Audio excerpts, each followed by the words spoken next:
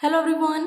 तो जैसा कि आप लोगों को पता है कि हम कर रहे हैं अपनी एम्प्लॉयबिलिटी स्किल फर्स्ट ईयर के बहुत ही important question topic wise questions को कर रहे हैं और आज की क्लास रहने वाली है क्लास नंबर 14 और टॉपिक है आज की क्लास का करियर डेवलपमेंट। हम ऑलरेडी 7 टॉपिक कवर कर चुके हैं और इस टॉपिक को देख लें, इस टॉपिक को जोड़ के हमारे 5 और टॉपिक रह गए हैं जिन्हें हमें कवर करना है। ठीक है, अभी आप ये सारी क्लासेस को टॉपिक वाइज देखें, उसके बाद मैराथन क्लास देखें। बस इतना करना है, इतना सा आपको फॉलो करना है जो मैं बोल रही हूँ। आपको शुरुआत से क्लास 1 से मेरी सभी क्लासेस देखनी है एम्प्लॉयबिलिटी स्किल की। ठीक है, शुरुआत से क्लास 1 से और जितनी भी आगे होंगी सभी क्लासेस देखनी है। उसके बाद आप जब मैं मैराथन क्लास करवाऊंगी उसमें आपको अपना रिवीजन देखना है कि कैसी क्या तैयारी हुई है। ये सारी चीज़ें जब आप कर लेंगे तो आपके एम्प्लॉयबिलिटी स्किल में 50 में से 50 नंबर पक्के हैं। ये आप लिख के ले लें। अगर इतना आप करते हैं, क्लास 1 से लेके जितनी भी आगे क्लासेस होंगी, अभी तक जितनी की हैं और आगे जितनी होंगी, ये सारी क्लासेस आप देख लेंगे। मैराथन क्लासेस जब होंगी यानी कि हम रिवीजन करेंगे बढ़िया तरीके से 100 क्वेश्चंस के साथ, तब हम इनको बहुत ही अच्छी तरीके से मैराथन क्लासेस में इन क्वेश्चंस को देखेंगे, कवर करेंगे। ठीक है, उसमें आपका रिवीजन होगा। बस इतना कर लें, आपके एम्प्लॉयबिलिटी स्किल में 50 में से 50 नंबर आनी ही आनी है। ठीक है, चलिए स्टार्ट करते हैं क्लास को। टॉपिक है करियर डेवलपमेंट। करियर डेवलपमेंट से रिलेटेड क्वेश्चन हम आज की क्लास में करेंगे और इसी क्लास में ये टॉपिक हमारा कंप्लीट हो जाएगा। तो पहला क्वेश्चन है, N occupational undertaken for a long period and with opportunities for progress is called। लंबी अवधि के लिए किया गया व्यवसाय और उन्नति के अवसरों से युक्त कहा जाता है। इनमें से क्या है जो लंबी अवधि के लिए किया गया व्यवसाय और उन्नति के अवसरों से युक्त किसे कहा जाता है? भाई देखो, नौकरी, करियर, वर्क या फिर नन ऑफ द एबव। अब आप देखेंगे कि जो हमारा करियर होता है वो लंबी अवधि के लिए होता है। ठीक है, किसी जैसे कहीं पर भी हम करियर बनाते हैं कि ये हमारा करियर है, आजीविका है ये हमारी, तो ये लंबी अवधि के लिए हो गया और उन्नति के अवसरों से युक्त रहता है। अब करियर है, ऊपर नीचे होता रहता है, तो क्या हो जाएगा आंसर? ऑप्शन बी, आजीविका। सेकेंड है, everything that we do outside work is. वह सब कुछ जो हम बाहर काम करते हैं क्या कहलाएगा? ध्यान से सुनिए, personal life, professional life, tuition या फिर डिसलाइक्स। आप कहेंगे कि हम बाहर काम करते हैं, जैसे किसी कंपनी में काम कर रहे हैं, बाहर काम कर रहे हैं, तो वो एक पेशेवर जिंदगी हो जाएगी, यानी कि प्रोफेशनल लाइफ हमारी कहलाएगी। Option B. Third number question है, balance in dash is important to have. Sorry, ये हमेशा मेरे साथ होता है, क्या हो रहा है भाई? Balance in dash is important to have a healthy and happy life. स्वस्थ और सुखी जीवन के लिए डैश में संतुलन महत्वपूर्ण है। स्वस्थ और सुखी जीवन के लिए डैश में संतुलन महत्वपूर्ण है। अब देखिए सुनिए, career demand, job satisfaction, work life या फिर सैलरी। तो स्वस्थ और सुखी जीवन के लिए जरूरी है, सॉरी क्या, जीवन कार्य में संतुलन। होता है ना कि 8-8 9-9 घंटे काम कर रहे हैं, राइट, और फिर उस काम का प्रेशर भी हमारा घर में है। हमारी जब ज़्यादा काम कर लेंगे तो हमारी हेल्थ पर असर पड़ेगा, ज़्यादा काम करेंगे तो हम फैमिली के साथ टाइम स्पेंड नहीं कर पाएंगे। तो स्वस्थ और सुखी जीवन के लिए ये होगा कि जो हमारा जीवन कार्य है वो संतुलित हो, काम की जगह काम और फैमिली की जगह फैमिली। तो ऑप्शन क्या हो जाएगा? Option C. 4 नंबर क्वेश्चन है, Sidhu is planning to start his career, he should have dash. Sidhu अपना करियर शुरू करने की योजना बना रहे हैं, वह होने चाहिए। अब देखिए, सिद्धू अपना करियर बनाना चाहते हैं, मतलब पढ़ाई लिखाई हो गई है और अब उन्होंने सोचा है कि अब कुछ किया जाए आगे ज़िंदगी में। ऐसे तो ज़िंदगी कटेगी नहीं, तो कुछ किया जाए। अब आज के ज़माने में देखो, शिक्षा इम्पॉर्टेंट है, करियर प्लान इम्पॉर्टेंट है कि आखिर कहीं पर भी नौकरी करने हैं या फिर कुछ भी करना है, व्यवसाय खड़ा करना है, तो एक प्लान होना चाहिए आगे तक का कि इतने टाइम में ये करेंगे, प्रोग्रेस होगी तो उसके बाद और बढ़ जाएंगे। ये सारी चीज़ें करियर प्लान होना चाहिए, रिज्यूमे होना चाहिए। ठीक है, तो आंसर क्या हो जाएगा हमारा? All of the above. Next है Sanjay is working as a college principal, he may have multiple dash over the years. Sanjay college principal के पद पर कार्यरत हैं, वर्षों में उसके पास एकाधिक डैश हो सकते हैं। अब देखिए, संजय कॉलेज प्रिंसिपल के पद पर कार्यरत है। संजय जो है वे कॉलेज के प्रिंसिपल हैं, जैसे कि आपके कोई आईटीआई टीचर के जो आईटीआई टीचर हैं या फिर आईटीआई के प्रिंसिपल हैं, तो वर्षों में उसके पास एकाधिक डैश हो सकते हैं, टूर्स, इश्यूज, जॉब्स या फिर फील्ड। अब देखो, टूर्स आएगा नहीं, यहाँ पर इश्यूज़ भी नहीं आएंगे, फील्ड्स भी नहीं आएंगे, तो आंसर क्या हो जाएगा, नौकरियाँ हो जाएगा। अब संजय कॉलेज प्रिंसिपल के पद पर कार्यरत हैं, तो वर्षों में उनके पास नौकरियों के एकाधिक ऑप्शन भी हो सकते हैं, ऑप्शन सी। नेक्स्ट है activities that one is good at and can do are called dash. ऐसी गतिविधियां जिनमें व्यक्ति अच्छा है और कर सकता है डैश कहलाती हैं। ऐसी गतिविधियां जिनमें व्यक्ति बहुत अच्छा है, जैसे आप अपने आप को ले लो कि आप कोई ऐसी एक्टिविटी है जिसमें आप बहुत ही अच्छे हो, तो वे क्या कहलाएंगी, एबिलिटीज, इंटरेस्ट, पैशन या फिर नन ऑफ द एबव। अब ये तो ऑप्शन होगा नहीं। अब ऐसी गतिविधियां जिनमें व्यक्ति अच्छा है और कर सकता है, तो ये कहलाएगा एबिलिटीज। कर सकता है यानी कि क्षमता है उसमें, ये सब काम करने की क्षमता है, तो क्या हो जाएगा, एबिलिटीज। नेक्स्ट है things that one loves to do are called. जो चीज़ें किसी को करना पसंद है उन्हें डैश कहा जाता है। जो चीज़ें किसी व्यक्ति को करना पसंद है उन्हें कहा जाएगा। पिछले में क्या था कि कर सकता है, चीज़ें पसंद भी हैं और कर सकता है, तो वो क्षमता की बात हो गई। अब यहाँ पर देखो, किसी को करना पसंद है, कोई भी काम है, कुछ भी है, वो करना पसंद है, तो वो क्या कहलाएगा, क्षमता, जॉब, इंटरेस्ट या फिर वर्क। आप कहोगे देखो मैडम वर्क नहीं है और जॉब नहीं है। अभी आपने बोला था पिछले क्वेश्चन में कि एबिलिटीज तब होगा कि कर सकता है यानी कि क्षमता है उसमें, तभी यह आंसर होता है। लेकिन अब यहाँ पर केवल यही है कि जो चीज़ें किसी व्यक्ति को करने में अच्छी लगती है तो वो रुचियाँ कहलाएंगी। क्या होगा आंसर, इंटरेस्ट कहलाएगा। नेक्स्ट है we should choose our career based on your dash.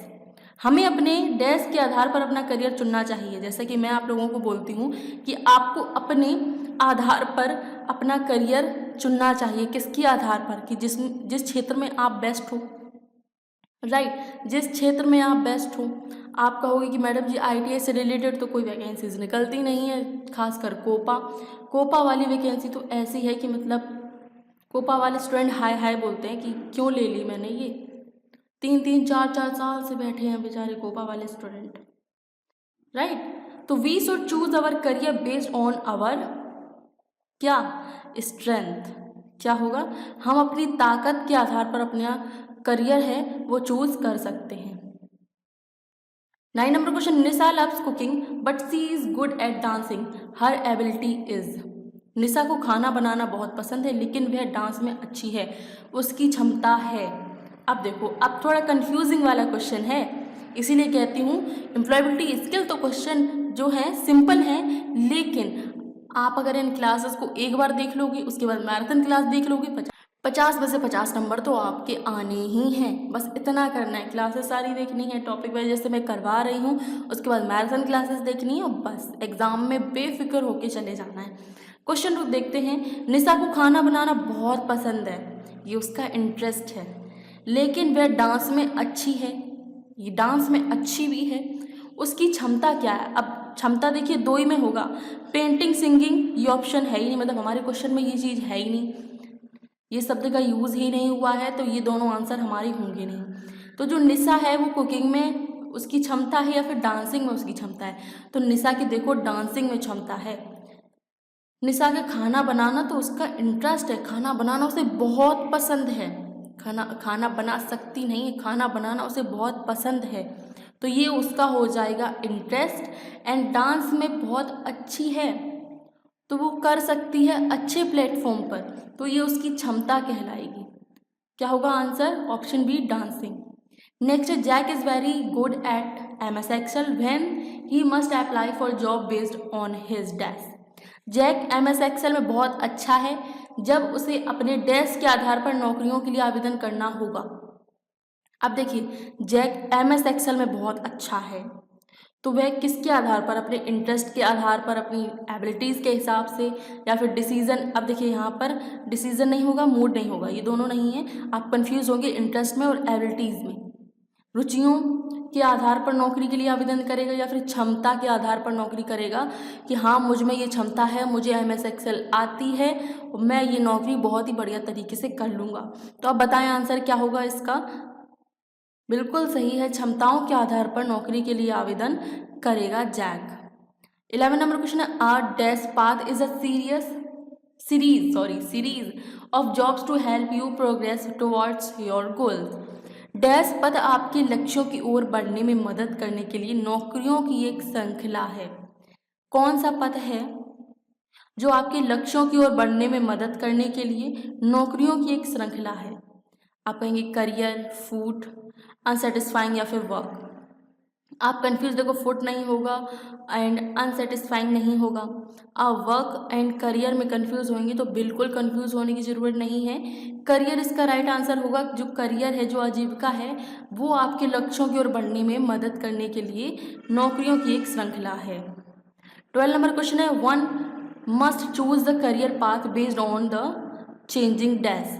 किसी को बदलने डैश के आधार पर करियर का रास्ता चुनना चाहिए। किसी को बदलते डैश के आधार पर करियर का रास्ता चुनना चाहिए। अब देखिए, इंटरेस्ट, एबिलिटीज, सिटीज या फिर मार्केट डिमांड। अब ये थोड़ा है कंफ्यूजिंग वाला क्वेश्चन। इंटरेस्ट होगा, आप कहेंगे इंटरेस्ट होगा, कोई कहेगा एबिलिटीज़ होगा, सिटीज़ तो नहीं होगा। ठीक है, ये 3 ऑप्शन में आप कंफ्यूज होंगे। किसी को, देखो किसी को, जैसे आप किसी मार्केट में हैं या फिर आपकी मार्केट में कोई सी भी दुकान है, कुछ भी है, तो आपको, जैसे कपड़ों की दुकान है, तो मार्केट की डिमांड के हिसाब से आपको अपना रास्ता चुनना होगा। ठीक है, मार्केट में क्या चल रहा है, राइट, किस पद पर ज़्यादा कमाई हो रही है, क्या चीज़ की हमें दुकान करनी चाहिए, क्या चीज़ के हमें अपना धंधा खोलना चाहिए, तो वो मार्केट की डिमांड के हिसाब से होगा। राइट, जैसे अपने यूट्यूब पे ट्रेंड चलते रहते हैं ना, वैसे मार्केट में भी ट्रेंड चलता रहता है अलग अलग चीज़ों का। तो बाजार की मांग के आधार पर करियर का रास्ता चुनना चाहिए।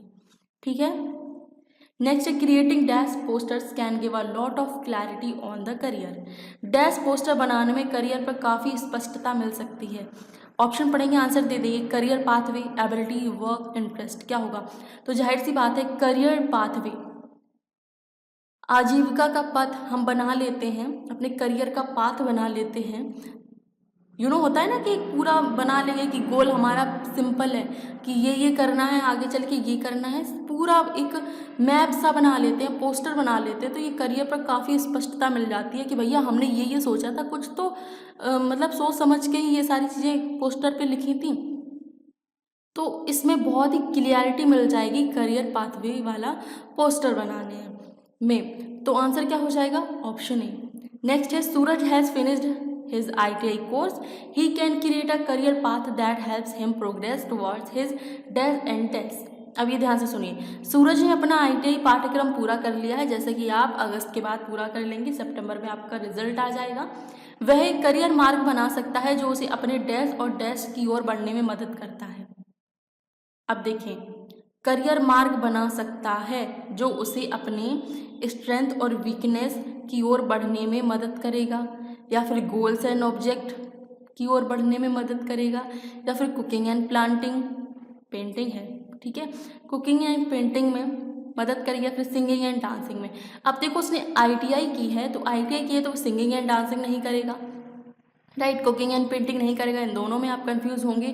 तो देखो, करियर मार्ग बनाना चाहता है जो उसे अपने, क्या होगा, गोल्स एंड ऑब्जेक्ट, लक्ष्य और उद्देश्य, क्या लक्ष्य है उसका, क्या उद्देश्य है, की ओर बढ़ने में मदद करेगा। आंसर क्या हो जाएगा, goals and objective create a career path that help in progress. ठीक है, आंसर क्या हो जाएगा, ऑप्शन बी। नेक्स्ट है, Prem has completed his fashion design course, which of the following he must consider choosing a career path. Prem ने अपना fashion design course पूरा कर लिया है, उसे निम्नलिखित में से कौन सा करियर पथ चुनने पर विचार करना चाहिए। अब फैशन डिजाइन का कोर्स पूरा किया है, तो इनमें से देखो कौन सा करियर पथ चुनने पर विचार करना चाहिए, डिमांड, ट्रेंड, एबिलिटी या फिर ऑल ऑफ द एबव। आप कहेंगे देखो मैडम फैशन डिज़ाइन का कोर्स पूरा कर लिया है, अब वो कहेगा कि डिमांड क्या क्या है, मार्केट में किस तरीके की डिमांड है, क्या फैशन की डिमांड है, क्या ट्रेंड चल रहा है, और मेरी क्षमता क्या है, एबिलिटी क्या है कि ये जो फैशन चल रहा है, ये ट्रेंड चल रहा है, ये इसको मैं क्या कंप्लीट कर सकता हूँ। तो यही होगा इसका answer, all of the above. Next, a process by which we can understand changing world of work is dash. एक प्रक्रिया जिसके द्वारा हम काम की बदलती दुनिया को समझ सकते हैं, क्या कहलाता है। एक प्रक्रिया जिसके द्वारा हम काम की बदलती दुनिया को समझ सकते हैं, काम की बदलती दुनिया को समझ सकते हैं, वो क्या है। Adobe scan, market scan, career pathway या फिर जॉब सर्च। तो आंसर क्या हो जाएगा, मार्केट स्कैन। वही होता है ना कि मार्केट में घूमो तो पता चलता है कि मार्केट का ट्रेंड क्या है, मार्केट की डिमांड क्या है, तो उससे हम समझ सकते हैं दुनिया को। ठीक है, कि आखिर ये चल क्या रहा है। मार्केट स्कैन करोगे तो सारी चीज़ें समझ में आ जाएंगी कि आखिर चल क्या रहा है दुनिया भर में। नेक्स्ट है, which is not a way to collect data about a career. Career के बारे में डेटा एकत्र करने का कौन सा तरीका नहीं है। करियर के बारे में, अब करियर की बात आती है तो कौन सा तरीका नहीं है डेटा एकत्र करने का। क्रिकेट खेलना, मैगजीन करियर, गाइडेंस एजेंसीज या फिर न्यूज़पेपर। तो आप देखेंगे करियर के बारे में डेटा एकत्र करने का कौन सा तरीका नहीं है, तो प्लेइंग क्रिकेट है, राइट। प्लेइंग क्रिकेट के बारे में, मतलब प्लेइंग क्रिकेट जो ऑप्शन है वो करियर से रिलेटेड नहीं, मतलब करियर हो जाएगा। आप कहोगे मैडम जी ऐसा ना बोलें कि क्रिकेट में करियर नहीं है, करियर है, लेकिन आप ध्यान से पढ़ें। डेटा एकत्र करना, अब करियर जैसे हमें कोई जॉब ढूंढनी है, जॉब ढूंढने के लिए हमें बहुत सारी चीज़ें डेटा एकत्र करना होगा। आप डेटा एकत्र देखिए मैगजीन करियर से करेंगे जहाँ पर बहुत सारी नौकरीज निकलती हैं। गाइडेंस एजेंसीज जैसे लिंक्डइन वगैरह हैं, ये हैं। न्यूज़पेपर में वो निकलती रहती हैं, नोटिफिकेशन देते रहते हैं न्यूज़पेपर में।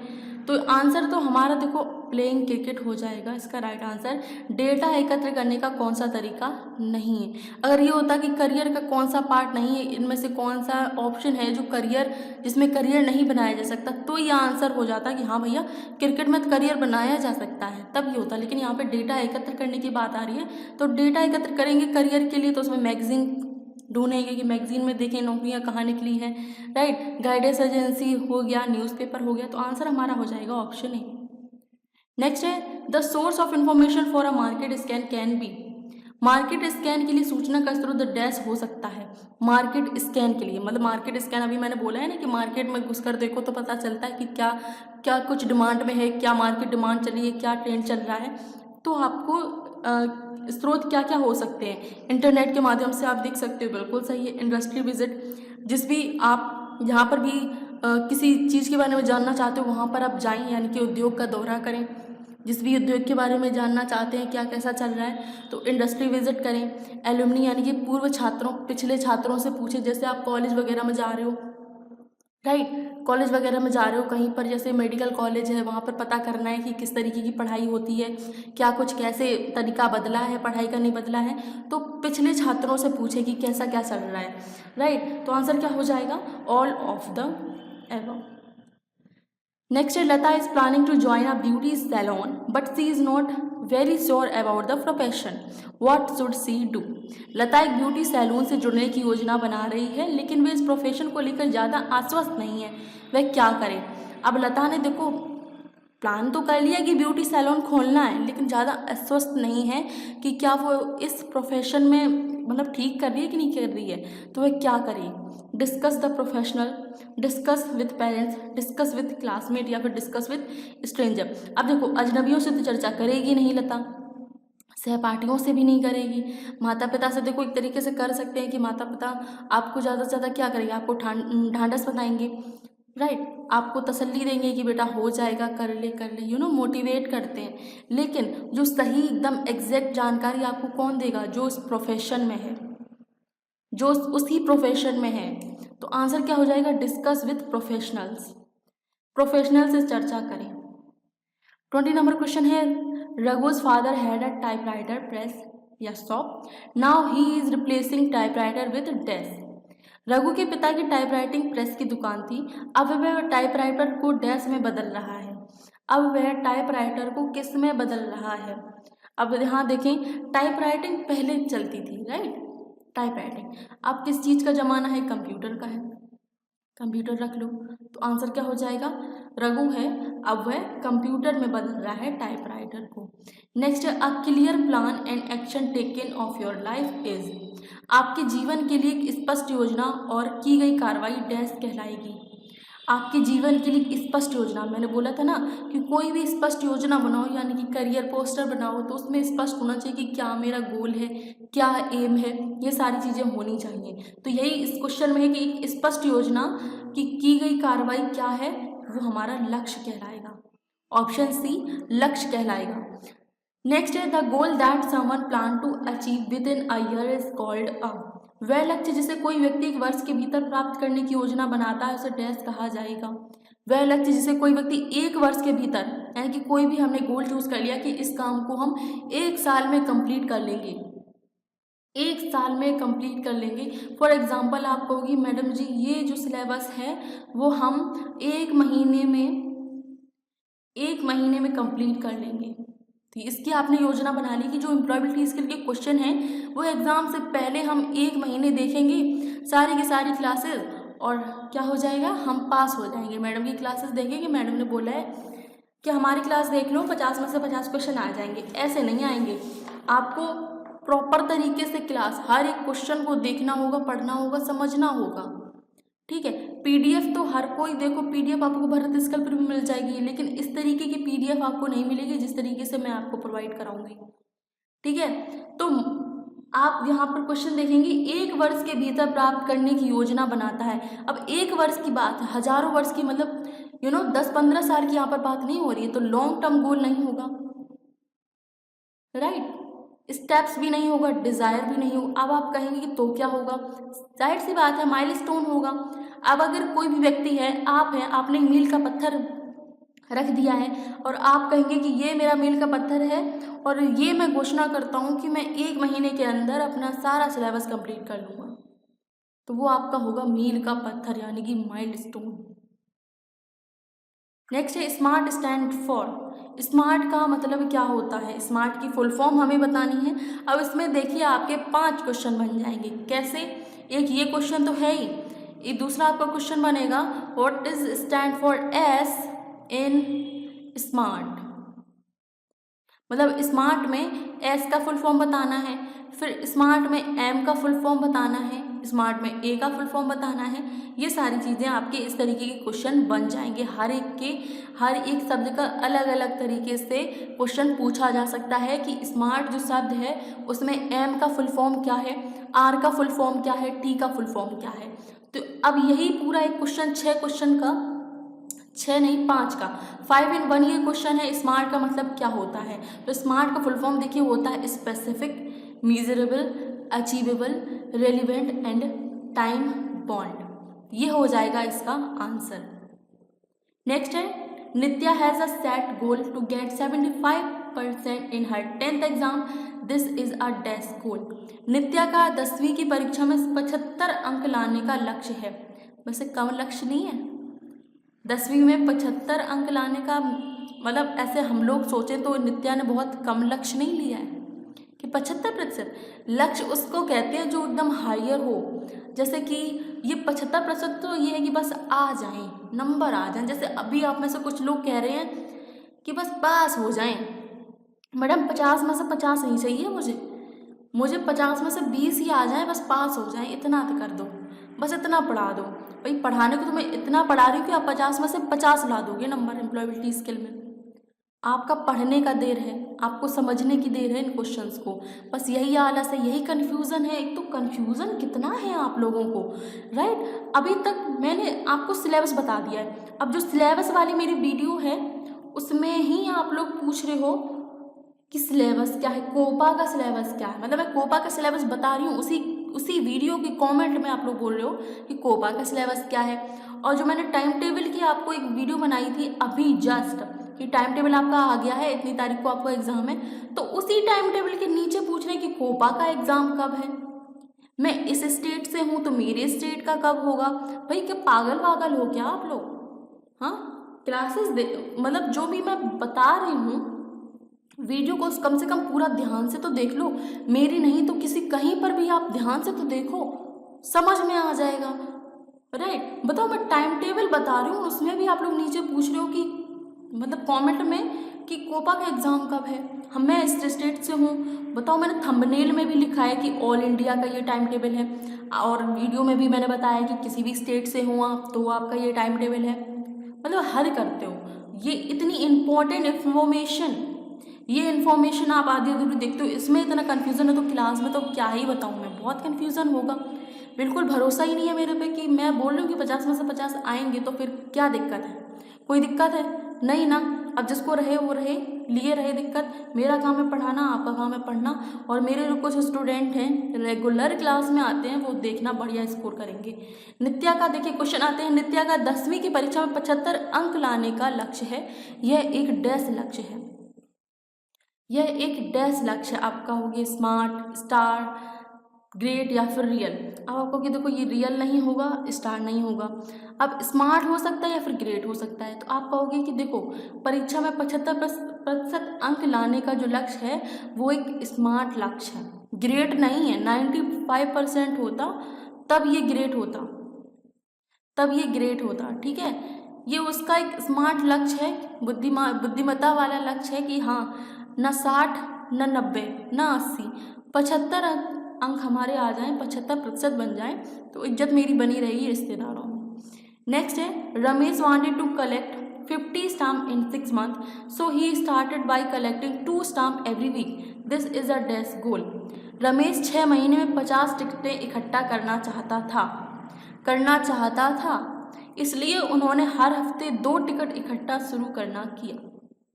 हफ्ते में 2 टिकट। अब हफ्ते में 2 टिकट देखिए यहाँ पर होंगे, देखो थोड़ी सी कैलकुलेशन आप कर लो, समझ में आ जाएगा आपको क्वेश्चन। हफ्ते में 2 टिकट, एक वीक में, ठीक है। और एक महीने में कितने वीक होते हैं? 4 वीक होते हैं, तो 2 × 4, एक महीने में 8 टिकट वो कलेक्ट कर पाएगा। और 6 महीने की बात आ रही है, तो 8 6 48, तो 48 टिकट ही वह इकट्ठा कर पाएगा। तो आंसर देखिए, आंसर तो देखिए कुछ और है, लेकिन अभी हमने देख रहा है कि 50 टिकटें इकट्ठा करना चाहता था, लेकिन वो 48 ही कर पाया। उस जो क्वेश्चन है उसकी कैलकुलेशन के हिसाब से वो 48 ही कर पाया है। तो ये एक शॉर्ट टर्म गोल है, ये लॉन्ग टर्म गोल नहीं है, ये शॉर्ट टर्म गोल है, लघु अवधि का, बहुत ही कम समय का गोल है। 6 ही महीने का तो है, तो जो 6 महीना होता है, 1 साल होता है, वो शॉर्ट टर्म गोल में आते हैं। ठीक है। नेक्स्ट देखिए हमारी क्लास होगी क्लास नंबर 15, जिसमें टॉपिक हम करेंगे कस्टमर सर्विस। अभी जो क्लास नंबर 14 है उसमें हमने कौन सा टॉपिक किया था? करियर डेवलपमेंट किया था। उसके बाद अब कल हम करेंगे कौन सी? कस्टमर सर्विस करेंगे। उसके बाद entrepreneurship, getting ready for apprenticeship, उसके बाद डाइवर्सिटी एंड क्या, इल्यूजन। ये टॉपिक हमारे फिर रह जाएंगे। देखो अब आपके टॉपिक कितने रह गए हैं? 1 2 3 4, 4 टॉपिक रह गए हैं। Entrepreneurship, customer service, getting ready for apprenticeship और diversity and inclusion. Employability skill के 4 टॉपिक रह गए हैं। यानी कि मैंने बोला था ना कि टेंशन नहीं लेने का, सिलेबस आपका बिल्कुल टाइम पे कंप्लीट होगा। अब भी आपका सिलेबस कंप्लीट हो जाएगा, अब भी। और उसके बाद हम मैराथन क्लास करेंगे, उसके बाद आप अपने आराम से एग्ज़ाम दीजिएगा। कोई भी डाउट है आप कमेंट में पूछ सकते हैं। बाकी जो प्लेलिस्ट है वो आपको स्क्रीन पर शो हो रही होगी, सभी क्लासेस को प्लीज़ देख लें। कोपा की भी, कोपा पर और ज़्यादा ध्यान दें, थ्योरी पर, क्योंकि कोपा में जो क्वेश्चंस है वो घुमा फिरा के पूछे जाने लगे हैं। एम्प्लॉयबिलिटी स्किल में सेम टू सेम क्वेश्चंस आएंगे, जो हमारी क्लासेस में हो रही हैं वही क्वेश्चंस आएंगे। तो आप लोग तैयारी अपनी बेहतर रखिएगा, सारी क्लासेस जरूर देख लें। प्लेलिस्ट आपको स्क्रीन पर शो हो रही है, सारी चीज़ें आपको समझ में बहुत ही अच्छी तरीके से आने वाली हैं।